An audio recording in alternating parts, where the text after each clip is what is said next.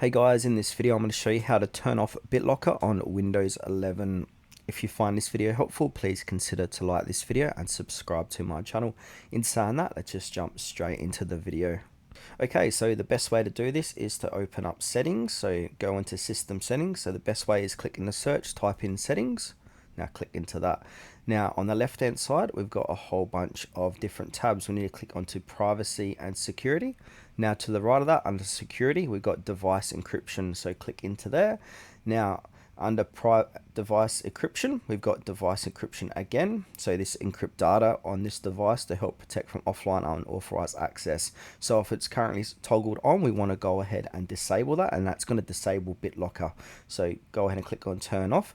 Now it might take 10 to 20 minutes for this to go through its things. So as you can see, decryption is in progress. You can continue using your device. So give that about 10 to 20 minutes depending how much data you've got on your computer, and that will be disabled.